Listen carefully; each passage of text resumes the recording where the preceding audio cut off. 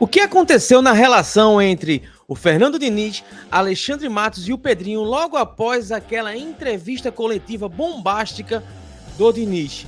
Olha, o pessoal aqui do Redação Sport TV trouxe à tona algumas situações pós aquela confusão. Eu vou te mostrar aqui agora. Só antes, claro, se inscreve no canal, ative as notificações, deixe seu like. Vamos agora acompanhar o conteúdo aqui, porque quem é torcedor do Cabuloso precisa saber de tudo que está acontecendo em relação ao Cruzeiro. Vamos colocar na tela aqui agora. Vamos comigo.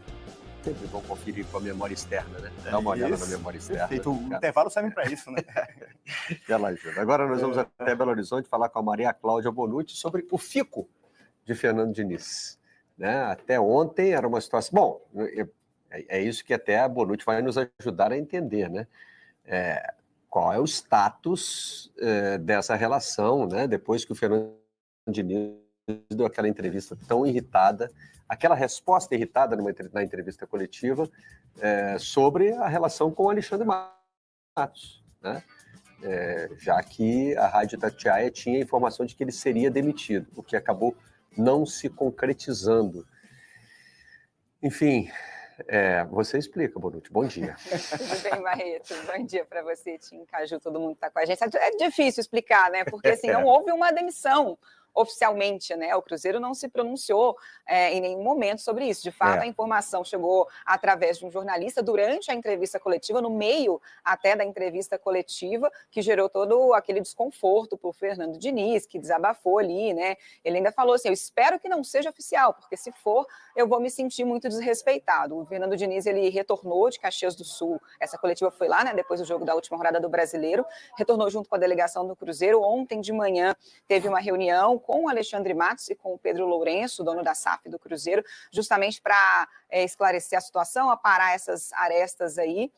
Chegaram, né, a um acordo de que, de fato, o Fernando Diniz vai continuar, ele que já veio com o contrato até o final da próxima temporada, então vai seguir, né, cumprindo o contrato. Depois dessa reunião, já começou a circular uma foto do Fernando Diniz ao lado do Pedro Lourenço sorrindo, né, então, ao que tudo indica, ficou tudo bem. Inclusive, a informação que a gente tem é que nessa mesma reunião eles já começaram a debater planejamento de elenco para a próxima temporada, né, mas, de fato, assim, se o Cruzeiro tinha mesmo a intenção de demiti-lo e de repente voltou atrás por causa da situação, a gente não tem como saber.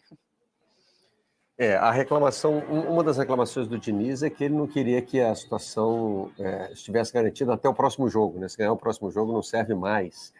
E agora a gente vai precisar entender que tipo de garantia ele recebeu, né? Para continuar no Cruzeiro.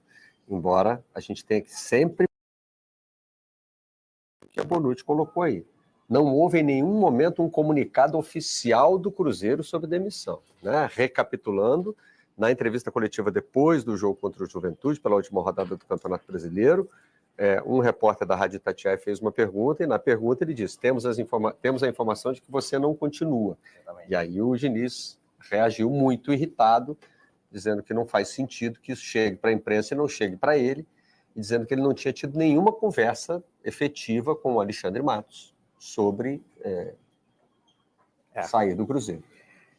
Aquela situação, assim, todo o enredo, toda a maneira como a situação acontece, ela mostra tudo aquilo que a gente não espera de uma SAF, né? Você tem um burburinho que é vazado para a imprensa, foram vários os repórteres que tinham essa informação da possível demissão.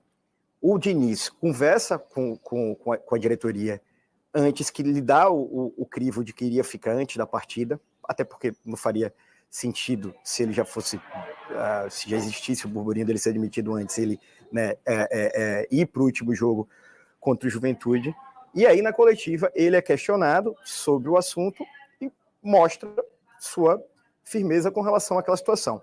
A sensação que dá é que ficaria muito feio para a diretoria o demitir depois da declaração, e o Pedro Lourenço acaba virando uma espécie de fiador para resolução dessa situação de apaziguamento na segunda-feira, ontem. Agora, há um contexto claro de uma diretoria que optou por um treinador que todos nós sabemos que demanda um processo muito mais complexo que a maioria dos outros treinadores, por ser um treinador de assinatura, e que chegou com o carro andando em uma temporada muito específica, em que ele teve, no final da temporada, muitos desfalques, em que ele não participou do processo de contratação dos jogadores. Uma diretoria que também tinha acabado de assumir o clube, precisava mostrar certa autoridade para um futuro de curto e médio prazo. Então, por mais que o resultado em campo mostrado seja questionável, e até a demissão, eu tenho certeza que alguns torcedores, ou a maioria deles, entenderiam, mas você vai acreditar no processo ou não? Fica essa dúvida no ar.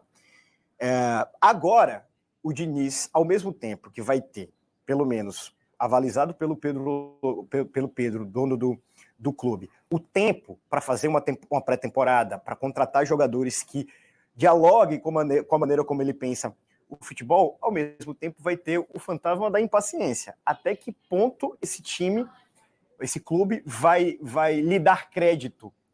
Óbvio, vem o Campeonato Mineiro a exigência é menor, você pode contornar ali situações complicadas de uma maneira mais fácil, porque os times que você vai enfrentar são mais fracos, mas é uma situação muito complexa e eu acho que o crédito do Fernando Diniz para começo de ano é muito menor do que antes dessas 15 partidas que ele fez no Brasileiro. 25 foi um ano muito importante na carreira dele, né? Muito importante. 23 foi uma mistura de paraíso e inferno. 24 foi inferno. Exatamente. Às vezes eu acho que quando funciona, os times dele são muito interessantes. Incríveis. Mas eu acho que às vezes talvez atrapalha o aspecto de tipo um culto religioso ao redor dele. Quando as pessoas começaram a falar, ele está revolucionando o futebol, revolucionando o jogo, talvez um pouco menos. Então, 25 vai definir o futuro dele como treinador, porque um ruim 25 e os sucessos com o Fluminense parece o ponto fora da curva. Exatamente. Né? Então, um grande ano para ele. Mas aí um ano que começa com uma relação, no mínimo, abalada. É isso. Né? Com o diretor de futebol. Né? De Matos, Pelo menos a gente tem que entender aí como é que vai ser, se vai haver uma conversa entre os dois, se essa confiança vai ser restabelecida. E essa confiança precisa ser restabelecida porque se você vai dar o crédito para o Fernando Diniz, para ele começar o ano, isso também vai significar que ele vai ser o cara que vai ajudar a montar o elenco, junto com o próprio Alexandre Matos. Se a vida do Fernando Diniz for curta, ou se a impaciência for maior com ele, talvez as contratações do começo do ano não façam sentido num projeto posterior. Então, é agoniante a maneira como o ano termina, com o trauma da derrota da Sul-Americana contra o Racing, principalmente por causa daquele primeiro tempo completamente apático do Cruzeiro, né? E o fim de ano, mas que teve diversas circunstâncias também que precisam ser verbalizadas. Por exemplo, a derrota contra o Palmeiras, que praticamente tirou as chances do Cruzeiro de ir para a Libertadores, porque o Cruzeiro deixou de depender só de si, foi com um elenco com diversos desfalques, foi sem público.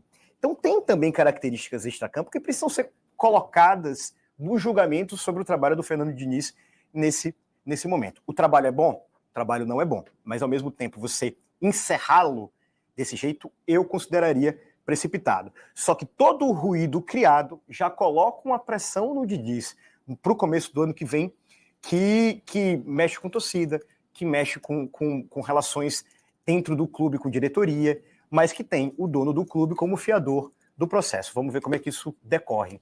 E final da Sul-Americana, para mim, é um exemplo de uma tentativa, às vezes, de reinventar a roda. A roda já funciona muito bem, né? Porque o adversário lá, Racing, eles têm um ponto esquerdo muito bom, muito rápido. O Cruzeiro tem um lateral direito bom, sim, rápido. Então, vamos usar nosso lateral direito para marcar o ponto esquerdo do adversário. Não. Não, a gente não vai fazer isso. Né? O lateral direito vai estar em outro lugar. Perdeu o jogo aí. Foi uma tentativa maluca de reinventar a roda. Exatamente. Bom, e o Cruzeiro, pelo que está informado, não vai procurar um treinador, mas continua ativo no mercado com relação a jogadores. 2 nomes marcantes de Flamengo e Palmeiras nas últimas temporadas, nessa fase de conquistas, estão na lista. Mas hoje, Bonucci, a gente tem a sensação de que o Dudu está mais perto até do que o Gabigol, é isso mesmo? Né, até por causa da entrevista que o Gabigol deu ontem para um podcast, dizendo que não tem nada assinado, que está recebendo muitas ligações, enfim. Ele foi muito categórico em afirmar que não está acertado com ninguém. E eu acho que muito também por causa da circunstância, né, que vocês falaram aí, o Cruzeiro sonhava com uma Libertadores, não vai disputar mais, vai disputar a Sul-Americana, mas a expectativa aqui em Belo Horizonte ainda é de um desfecho positivo com o Gabigol. É claro que o Cruzeiro vai tratar com muita cautela, até pelo que aconteceu com o próprio Dudu no meio da temporada, né, que o Cruzeiro assinou depois de estar anunciou, né, depois de estar apalavrado, mas não estava assinado justamente, o Dudu voltou atrás, mas ainda há a expectativa de um desfecho positivo com ele, sim. A intenção do Cruzeiro é preparar uma grande festa de anúncio para o Gabigol, a expectativa é que fosse um presente de Natal para a torcida, ou, se não, um presente de início de temporada, né? O Cruzeiro faz aniversário no dia 2 de janeiro, então seria uma possível data de anúncio, caso essa negociação se concretize, né? E em relação ao Dudu, já está mais avançada assim, a situação. O desejo dele, até onde a gente sabe, é de vir para o Cruzeiro, né? No futebol brasileiro é o clube que está mais avançado, de fato, para concretizar a contratação, e são os 2 principais nomes até agora que o Cruzeiro vem contando para a próxima temporada. Já o Gabigol, nessa entrevista ao podcast, disse que é para um clube onde ele possa ser campeão, né? Mas não falou sobre um desejo específico de disputar Libertadores, por exemplo, que é algo que o Cruzeiro não pode oferecer para ele nessa temporada. E também disse que não sabe se fica no Brasil, ou se vai jogar em outro país, enfim, deixou tudo muito aberto. Quem está ativamente procurando um treinador é o Atlético Mineiro, que já recebeu uma negativa do Tite, com a alegação de que o interesse agora é o mercado internacional. Né? O Tite, mais uma vez, quer entender se vão chegar propostas. Não chegaram, por exemplo, quando ele fechou com o Flamengo. Exatamente. Né? E agora, Bonucci, quais são os nomes? Saem do óbvio, porque o Tite vai frequentar todas as listas. Né? A gente hoje falou sobre o Grêmio, o nome do... Pois é, né? Tá aí, torcedor. É a situação, né? Dos últimos momentos, né? Que se rondam ali, uma toca da raposa, né? O Cruzeiro, ele tá se preparando agora, tá no momento de reconstrução, de uma nova reconstrução do seu time, né? E vai passar muito pelo Alexandre Matos e também pela questão do Diniz. Realmente houve ali uma quebra de confiança, tá? Por mais que não tenha tido a demissão, mas houve sim essa quebra de confiança, e isso a gente vai tratar em breve, ainda mais em detalhes, né? Porque tem coisas surgindo aí novas, a gente vai trazer para vocês aqui no canal. Só antes, claro, se inscreve no canal, ative as notificações, deixe seu like. Tamo junto, você, torcedor do Cabuloso, aqui sempre muito bem informado. Daqui a pouco a gente volta com mais informações. Grande abraço.